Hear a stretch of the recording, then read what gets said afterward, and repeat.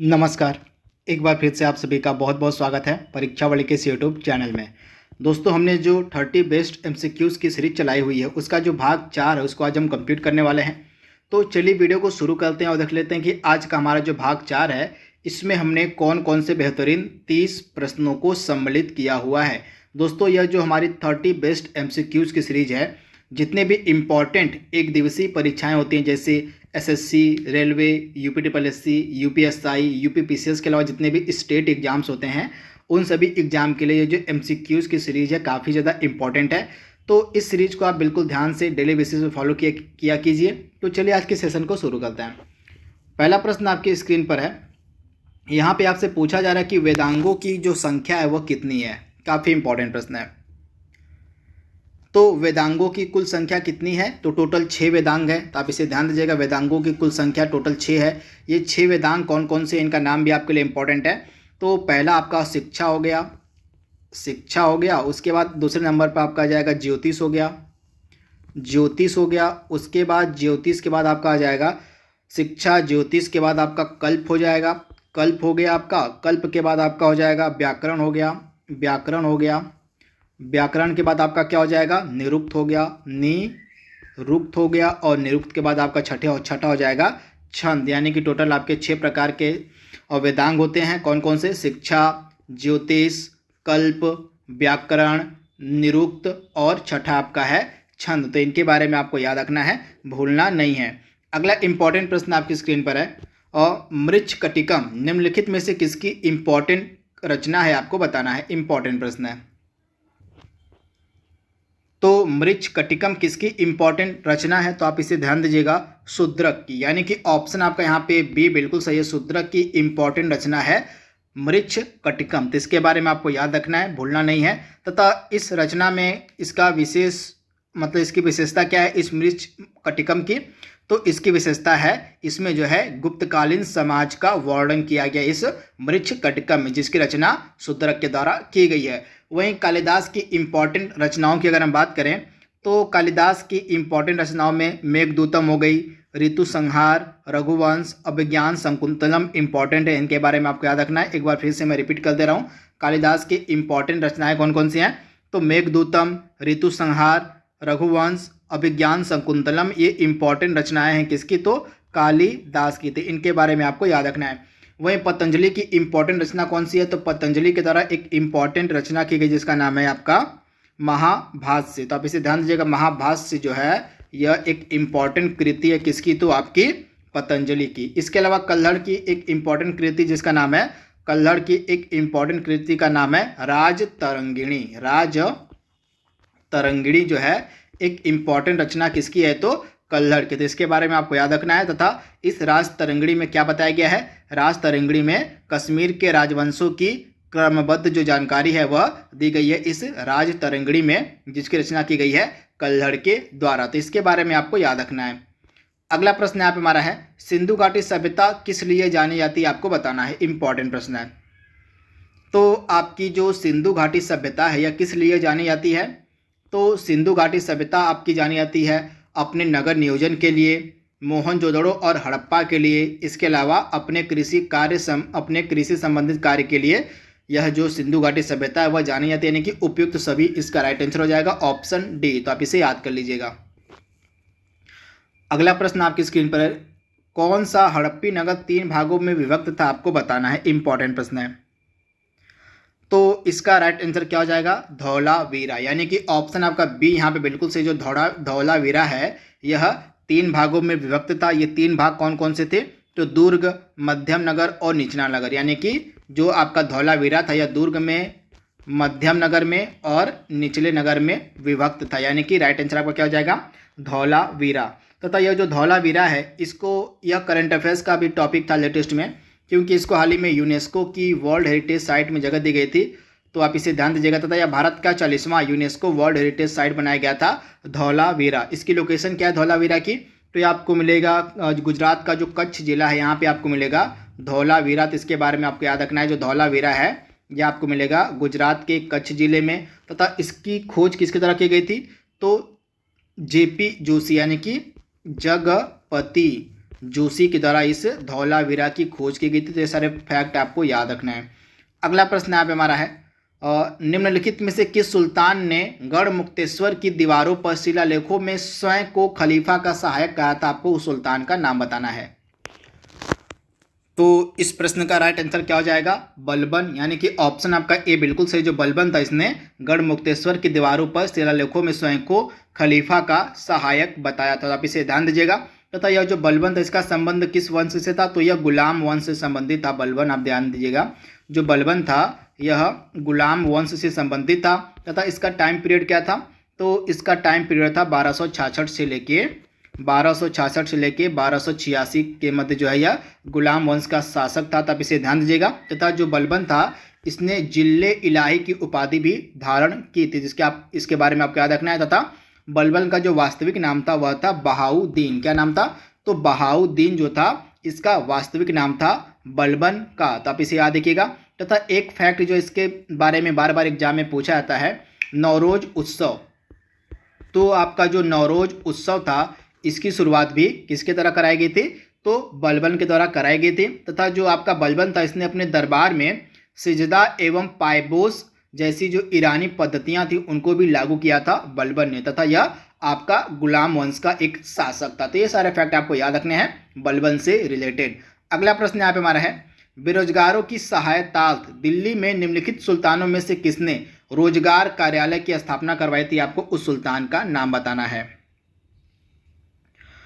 तो रोजगार कार्यालय की स्थापना किसके द्वारा कराई गई थी? तो आप ध्यान दीजिएगा, फिरोज शाह तुगलक के द्वारा। यानी कि ऑप्शन आपका यहाँ पे डी बिल्कुल सही हो जाएगा। फिरोज शाह तुगलक के द्वारा जो है रोजगार कार्यालय की स्थापना करवाई गई थी। ऑप्शन आपका डी यहाँ पे बिल्कुल सही है। इसके बारे में आपको याद रखना है। अगला प्रश्न यहाँ पे हमारा है, सर्वप्रथम लोक निर्माण विभाग की स्थापना किसके द्वारा की गई थी?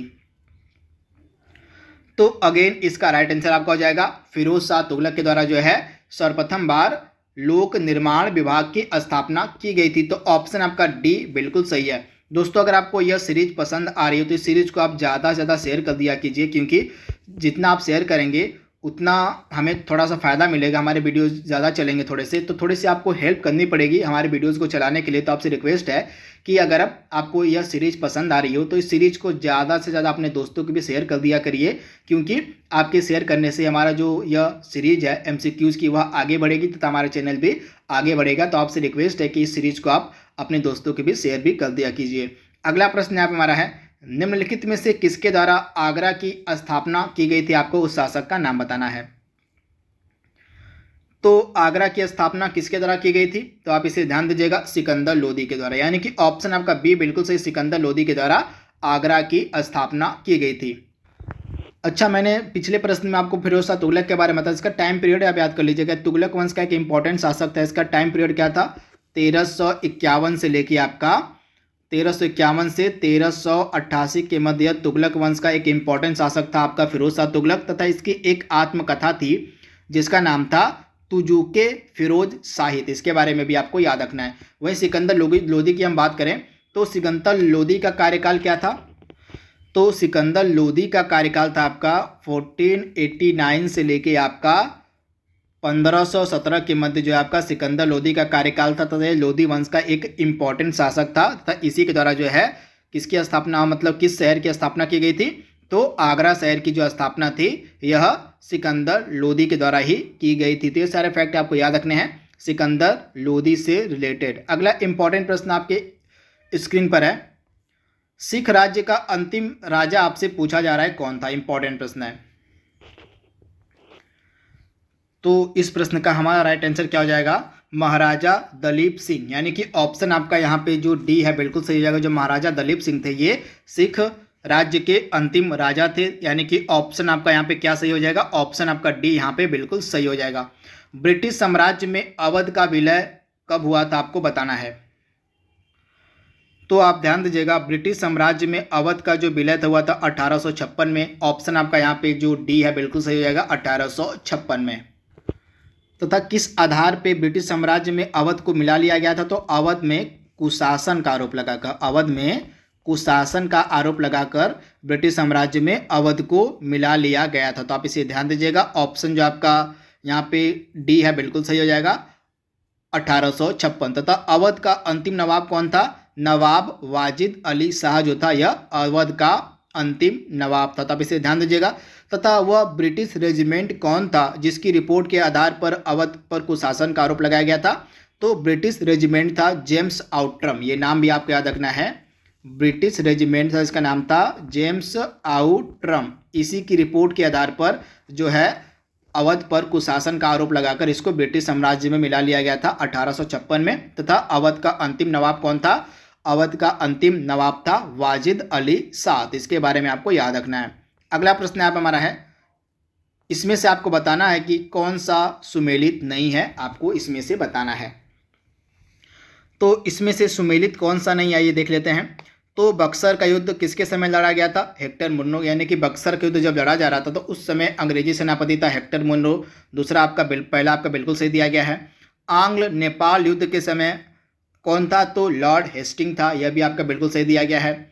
चतुर्थ आंग्ल मैसूर युद्ध के समय भारत का जो गवर्नर जनरल था वह कौन था? तो लॉर्ड वेलेस्ली था, इसके बारे में भी आपको याद रखना। चतुर्थ आंग्ल मैसूर युद्ध हुआ था 1799, डेट आप याद रखिएगा। 1799 में जब आपका चतुर्थ आंग्ल मैसूर युद्ध हुआ था तो उस समय जो ब्रिटिश गवर्नर जनरल था वह था आपका वेलेस्ली, तो इसके बारे में भी आपको याद रखना था। इसी चतुर्थ आंग्ल मैसूर युद्ध में ही टीपू सुल्तान की मृत्यु हो जाती है श्रीरंगपट्टनम के किले में। इसके बाद आपका लॉर्ड कॉर्नवालिस जो था तृतीय आंग्ल मैसूर युद्ध के समय नहीं था, यानी कि यहाँ पे जो ऑप्शन आपका डी दिया गया वह करेक्ट नहीं है। तृतीय आंग्ल मैसूर युद्ध के समय कौन था?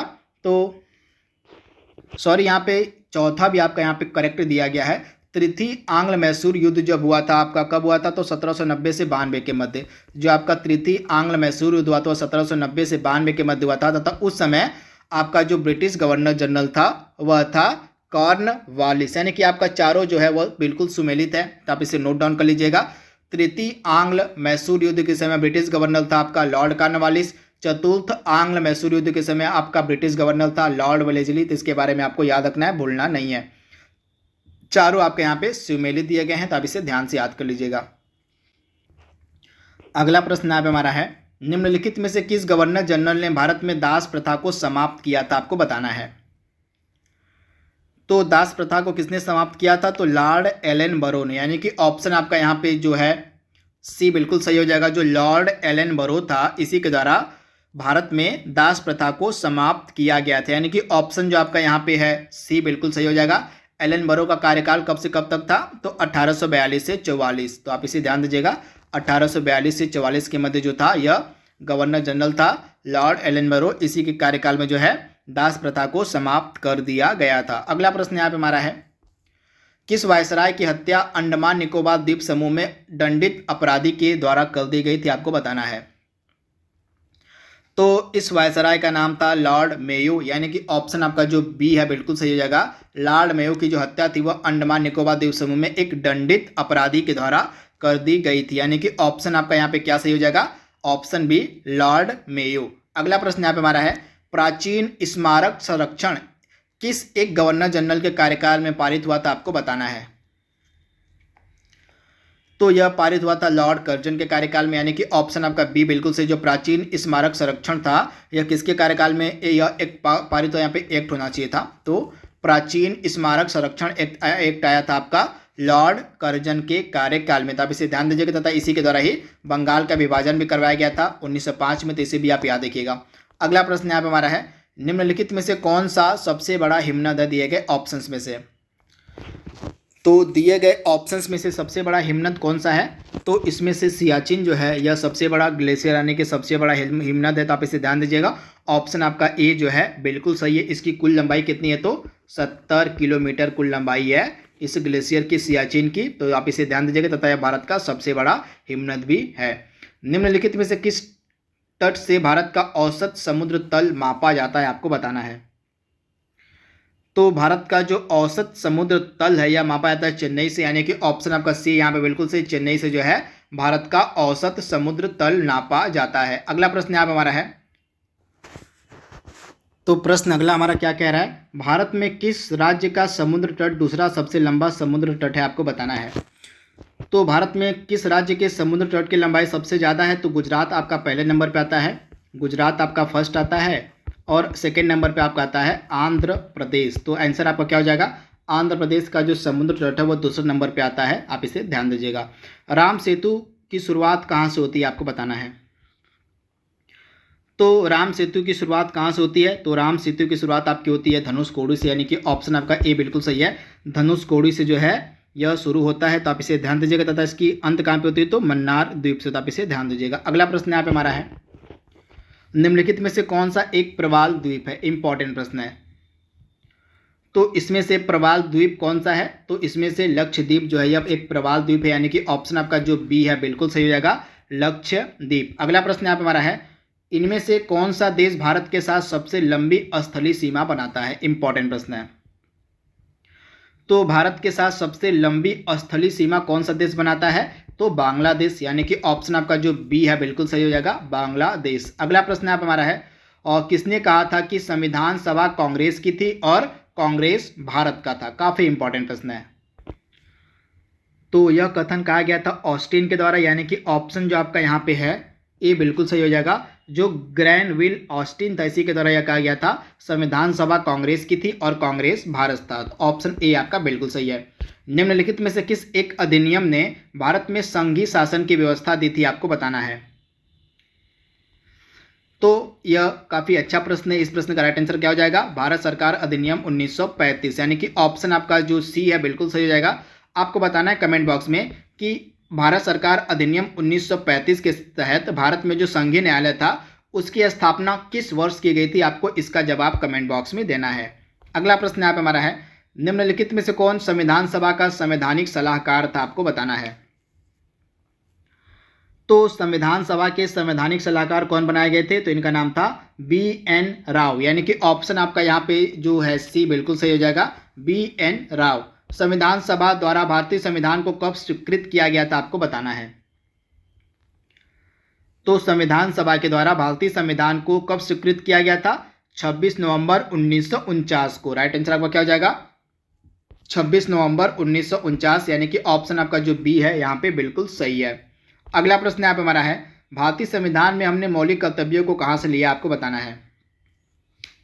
तो मौलिक कर्तव्यों को हमने कहाँ से लिया था, तो मौलिक कर्तव्यों को हमने लिया है पूर्व सोवियत संघ, यानी कि वर्तमान में जो रसिया है वहीं से हमने लिया था मौलिक कर्तव्यों को, यानी कि ऑप्शन आपका यहाँ पे सी बिल्कुल सही, आप इसे ध्यान दीजिएगा।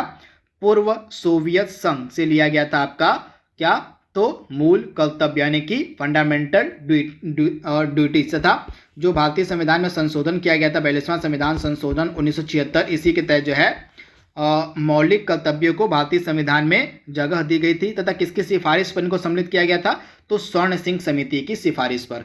अगला प्रश्न यहाँ पे हमारा है, निम्नलिखित में से इनको सुमेलित करना है आपको। एक तरफ संविधान के कुछ इंपॉर्टेंट भाग दिए गए हैं और एक तरफ उनसे संबंधित प्रावधान दिया गया, तो आपको इसमें से सुमेलित करना है। तो भाग 15 जो है आपका क्या हो जाएगा, ए का क्या हो जाएगा, भाग 15 का संबंध किससे है, तो निर्वाचन से, यानी कि ए का आपका 4 हो जाएगा। भाग 16 का संबंध किससे, तो भाग 16 का संबंध तो कुछ वर्गों के संबंध में विशेष उपबंध से, यानी कि आपका बी का क्या हो जाएगा, बी का आपका हो जाएगा 3 हो जाएगा। भाग 17 आपका राजभाषा से संबंधित, यानी कि आपका सी का क्या हो जाएगा 2 हो जाएगा। और भाग 18 किससे संबंधित है, भाग 18 का संबंध आपका है आपात उपबंध से, यानी कि डी का आपका क्या हो जाएगा, डी का आपका हो जाएगा यहाँ पे 1। तो ये आप सुमेलित कर लीजिएगा वीडियो को पॉज करके, काफ़ी इंपॉर्टेंट है। अगला प्रश्न आप हमारा है, निम्नलिखित में से कौन कार्बन का अपरूप नहीं है। तो इसमें से कार्बन का अपरूप कौन सा नहीं है, तो इसमें से आस्को कार्बन जो है कार्बन का अपरूप नहीं है। बाकी तीनों जो आपके हीरा, ग्रेफाइट, फुलेरिन्स ये सभी कार्बन के अपरूप है, लेकिन आस्को कार्बन या कार्बन का अपरूप नहीं है, यानी कि ऑप्शन आपका बी बिल्कुल सही है। कोयले के निम्नलिखित प्रकारों में से किस एक में शेष प्रकार की अपेक्षा अधिक प्रतिशत कार्बन अंश मिलेगा, आपको बताना है। तो सबसे उच्च कोटि का जो कोयला होता है वह होता है आपका एंथ्रेसाइट कोयला, यानी कि ऑप्शन जो आपका डी है यहाँ पे बिल्कुल सही हो जाएगा। तो इसमें कार्बन की जो मात्रा है सबसे अधिक मात्रा मिलता है कार्बन, यानी कि ऑप्शन आपका डी यहाँ पे बिल्कुल सही है। अब ध्यान दीजिएगा, जो एंथ्रेसाइट होता है इसमें लगभग 85% से अधिक जो है कोयला का अंश मिलता है, आप इसे ध्यान दीजिएगा। तथा सबसे निम्न प्रकार का कोयला होता है आपका पीट कोयला, जो होता है वो सबसे निम्न प्रकार का कोयला होता है। तब इसे ध्यान दीजिएगा, ऐसे भी कोयला के प्रकार दिए गए हैं, बिटुमिनस कोयला, पीट कोयला, लिग्नाइट कोयला, एंथ्रेसाइट, लेकिन इसमें से सबसे उच्च किस्म का कोयला आपका होता है एंथ्रेसाइट होता है, सबसे निम्न कोटि का होता है आपका पीट कोयला। तब इसे ध्यान दीजिएगा। अगला प्रश्न यहाँ पे हमारा है, और गोल्डन राइस में कौन सा विटामिन सबसे अधिक मात्रा में मिलता है आपको बताना है। तो गोल्डन राइस में सबसे अधिक मात्रा में आपको मिलेगा विटामिन ए, यानी कि ऑप्शन आपका ए बिल्कुल सही है, विटामिन ए। आज का लास्ट प्रश्न हमारे यहाँ पे है, जोनास साल्क के द्वारा किसकी खोज की गई थी। तो जोनास साल्क ने खोज की थी आपका पोलियो के टीके की, यानी कि ऑप्शन आपका सी बिल्कुल सही। पोलियो की जो वैक्सीन थी उसकी जो खोज की गई थी जोनास साल्क के द्वारा, यानी कि ऑप्शन आपका जो सी है यहाँ पे बिल्कुल सही हो जाएगा। पोलियो के टीके की खोज की गई थी जोनास साल्क के द्वारा। तो दोस्तों ये हमारा जो चौथा वीडियो था इंपॉर्टेंट एमसीक्यूज का, उसको हमने यहाँ पे कंप्लीट कर लिया है। आई होप यह सीरीज आपको पसंद आ रही होगी। तो आज के लिए बस इतना ही। Thank you, thanks for watching, thank you.